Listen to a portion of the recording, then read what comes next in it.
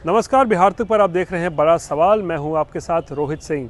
तो इस बार के विधानसभा चुनाव में क्या तेजस्वी यादव को एक बड़ी चुनौती मिलने जा रही है, और बड़ी ही नहीं, क्या गंभीर चुनौती मिलने जा रही है, और कौन है जो इस बार के विधानसभा चुनाव में तेजस्वी यादव को चुनौती देगा। और ये चुनौती पार्टी के लेवल पर नहीं बल्कि एक कह सकते हैं निजी चुनौती होगी, क्योंकि वो सीट जहां से पिछले 2 बार से तेजस्वी यादव चुनाव जीतते आ रहे हैं, उस सीट पर एक दावेदार हैं जिन्होंने लगभग आप मान के चलिए कि दावा ठोक दिया है, और आने वाले दिनों में हो सकता है ये संभव भी हो जाए और एक बड़ा दिलचस्प मुकाबला देखने को मिले। क्योंकि इस बार वैशाली के राघोपुर सीट से, जहां से तेजस्वी 2 बार से चुनाव जीतते आ रहे हैं, वहां से इस बार उन्हें जन सुराज के संस्थापक प्रशांत किशोर चुनौती दे सकते हैं। और इसके लिए अब जो खबर आ रही है कि धीरे धीरे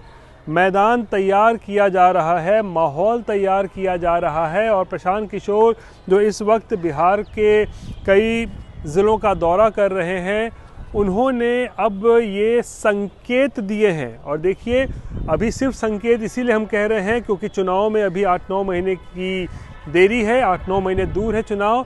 तो आज ही के आज ऐसा नहीं होता है कि कोई इतना बड़ा फैसला जो है उसकी घोषणा कर दे।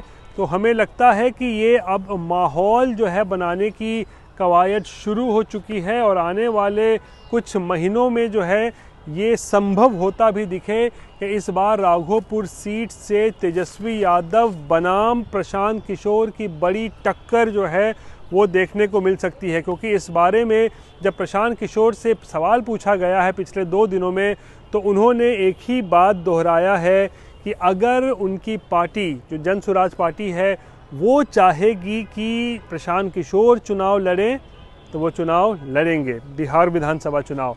और अगर उनके पार्टी के लोग ये चाहते हैं कि राघोपुर ही वो सीट हो जहां से तेजस्वी यादव चुनाव जीतते आ रहे हैं, तो उसके लिए भी वो तैयार हैं। और प्रशांत किशोर ने कहा है कि अब राघोपुर को लेकर कुछ लोग हैं उनके पार्टी के जिन्होंने मांग की है, जिन्होंने एक अर्जी दी है कि प्रशांत किशोर को राघोपुर से चुनाव लड़ना चाहिए।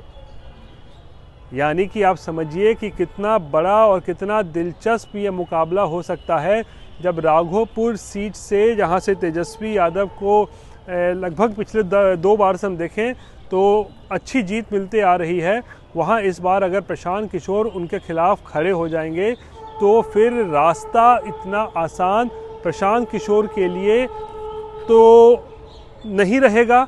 वहीं लेकिन दूसरी ओर तेजस्वी यादव के लिए भी जो है ये रास्ता उतना आसान नहीं रहेगा, क्योंकि यहाँ पर चुनौती दोनों को एक दूसरे से मिलेगी। राघोपुर जो है माना जाता है कि तेजस्वी यादव का गढ़ है, वहाँ पे जो है आरजेडी का गढ़ है, आरजेडी का वोट बैंक वहाँ पर ज़्यादा संख्या में है। तो इसका फ़ायदा तेजस्वी यादव को पिछले 2 चुनाव से मिलता जा रहा है। लेकिन प्रशांत किशोर जो राजनीति में आ चुके हैं, पार्टी बना चुके हैं, उनका भी जो है कह सकते हैं कि एक वोट बैंक वो तैयार करने की कोशिश कर रहे हैं। और देखिए, प्रशांत किशोर की राजनीति को अगर आप देखें तो वो अगर सभी सीटों पर अपने उम्मीदवार खड़े करते हैं, यानी कि 243 के 243 पर जैसा कि उन्होंने घोषणा किया है, तो जाहिर सी बात है इसका नुकसान महागठबंधन को तो उठाना ही पड़ेगा, क्योंकि वो महागठबंधन का वोट काटेंगे। लेकिन ये भी बात उतनी सच है कि वो एनडीए के वोट बैंक को भी जो है वो डैमेज करेंगे। यानी कि प्रशांत किशोर के चुनावी मैदान में उतरने से नुकसान केवल महागठबंधन को नहीं बल्कि एनडीए को भी होगा। लेकिन हाँ, महागठबंधन को जो है वो ज़्यादा नुकसान उठाना पड़ सकता है। और ख़ासकर अगर तेजस्वी यादव के खिलाफ प्रशांत किशोर खुद मैदान में उतर जाते हैं राघोपुर से, तो फिर जाहिर सी बात है तेजस्वी के लिए रोड़े खड़े करना जो है वो जाहिर सी बात है प्रशांत किशोर को ऐसा लगता है जो है मुख्य मकसद जो है वो हो जाएगा। और उसके बाद तेजस्वी यादव के लिए यहाँ पर रास्ता जो है वो इतना आसान नहीं रहने वाला है।